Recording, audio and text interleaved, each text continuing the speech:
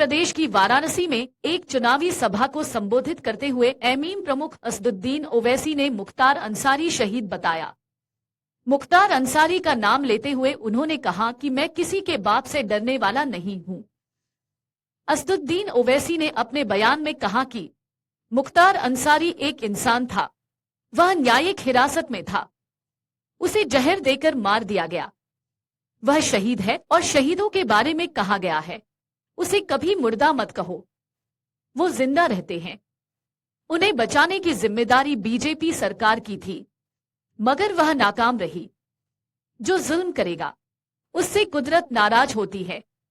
ओवैसी के इस बयान पर राजनीतिक माहौल गर्मा गया है। असदुद्दीन ओवैसी के इस बयान का एक वीडियो भी सामने आया है, जो अब सोशल मीडिया पर खूब वायरल हो रहा है। तो ऐसे में आइए आपको भी सुनाते हैं असदुद्दीन ओवैसी ने मुख्तार अंसारी को शहीद बताते हुए अपने बयान में और क्या कुछ कहा है।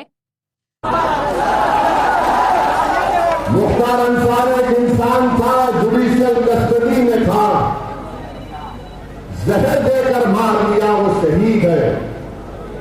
वो शहीद है और शहीदों के बारे में कहा गया कि उनको मुर्दा कभी मत कहो, वो जिंदा है, उनको विदा मिलती है। मगर उनको बचाने की जिम्मेदारी बीजेपी की सरकार की थी। उनको बचाने की जिम्मेदारी बीजेपी की सरकार की थी और उसमें नाकाम साबित हुए। जिम्मेदारी उनकी है। याद रखो, इख्तियार किसी के पास नहीं रहता मेरे भाई। अगर इख्तियार किसी के पास रहता तो फिर भारत में इतने बड़े बड़े राजाओं बादशाहों के महल आज वीरान क्यों पड़े हैं? वो पूरे महल वीरान पड़े हैं, खंडर में तब्दील हो गए। कोई उनकी तरफ नजर उठाकर नहीं देखता।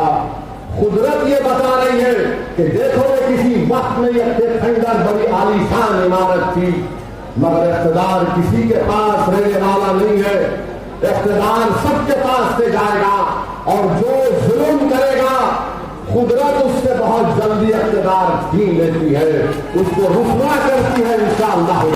असदुद्दीन ओवैसी ने 40 मिनट के संबोधन में प्रधानमंत्री नरेंद्र मोदी और सपा अध्यक्ष अखिलेश यादव पर जमकर निशाना साधा। कहा कि हम पर आरोप लगाया जाता है कि हम बीजेपी के बी पार्टी हैं। यदि हम बी पार्टी है तो अखिलेश यादव 2014 और 2019 का लोकसभा चुनाव और 2017 व 2022 का विधानसभा चुनाव भाजपा से क्यों हार गए? क्या उन्होंने प्रधानमंत्री नरेंद्र मोदी या योगी आदित्यनाथ से कोई डील कर रखी है? ओवैसी ने कहा कि अखिलेश यादव का आधा परिवार प्रधानमंत्री नरेंद्र मोदी के साथ बैठकर चाय पीता है और वह हमसे कहते हैं कि जान दे दो। ओवैसी ने कहा कि पिछड़ों और मुसलमानों के बारे में कुछ पूछने पर अखिलेश यादव कुछ बोल नहीं पाते हैं। मुरादाबाद से उन्होंने एफटी हसन को टिकट सिर्फ इसलिए नहीं दिया ताकि वह दोबारा जीतकर मजबूत न हो जाएं। सपा या कांग्रेस ने कभी हम लोगों के साथ न्याय नहीं किया। हमने 3 तलाक और सीए का खुलकर विरोध किया। हम यूपी की राजनीति के एक बड़े तबके के लिए एक विकल्प लेकर आए हैं।